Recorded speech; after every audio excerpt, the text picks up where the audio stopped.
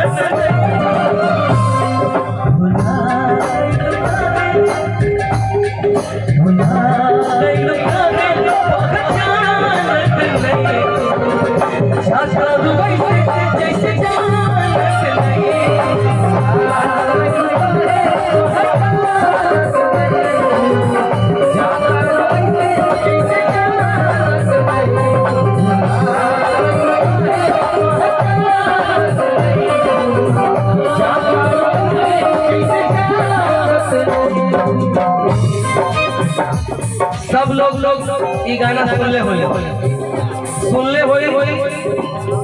कथा पर ही बजा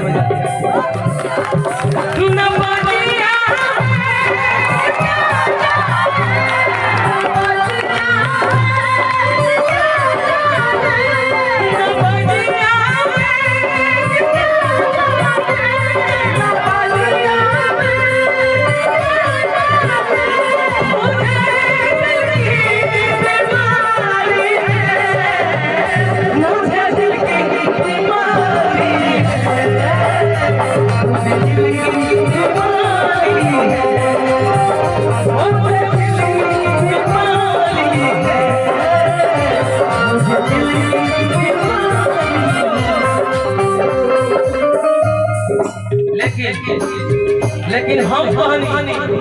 अभी कुछ दिन पहले ट्रेंडिंग में रहे हल्का और एक बात बता देता भाई, जिंदगी में अपना आप पर विश्वास करके चाहिए। अपने आप पे विश्वास है तो सब साथ है, अपने आप पे विश्वास नहीं है तो केहू के साथ नहीं। कभी भी अपने कंधा पे कोई रखे चलाने के चाहिए तो विश्वास ना करे के चाहिए। चाचा हम कहानी भले अब अनहरिया भले अब अनहरिया पूनम के चांद बाकी पूनम के चांद बाकी दिलगी में दिल गई बातें अभी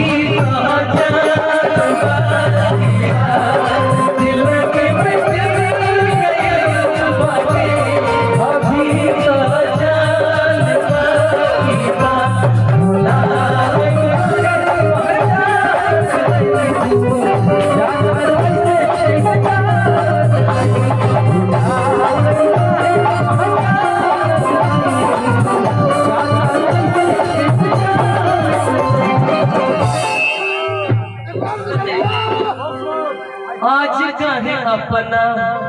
विसार के हर की जात बाड़ू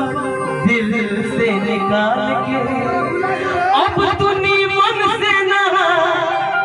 बतिया तारू जाने कौन तू बदला सधावा तारू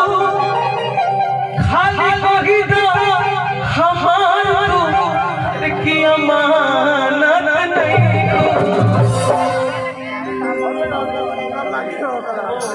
याद करो उस समय जब दोनों लड़की मार मार बैठल होके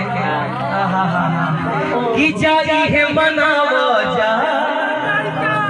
अरे की घटना ऐसन ना प्यार किए हैं वो बहुत बड़ा फैन है आपका। की जाई है मनावो जा घटना ऐसन ना कि तोहर सारी मोर सराधना कर पार जाए। ए मंच पे सबसे बढ़िया बात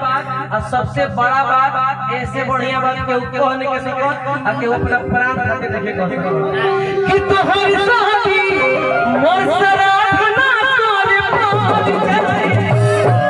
अरे कि भगवान ना कर सहे के दिनवा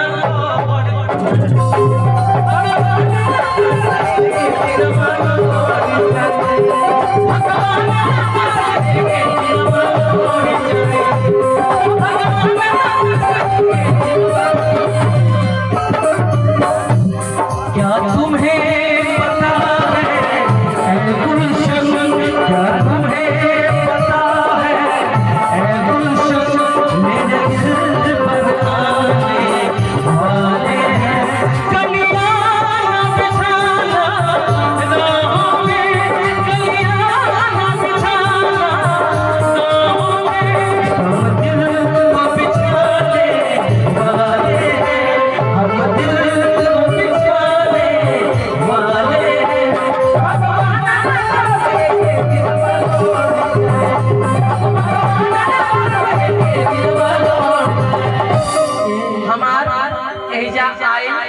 सफल हो। जब तो हम लोग गीत गौ नहीं समझ में आ गए तो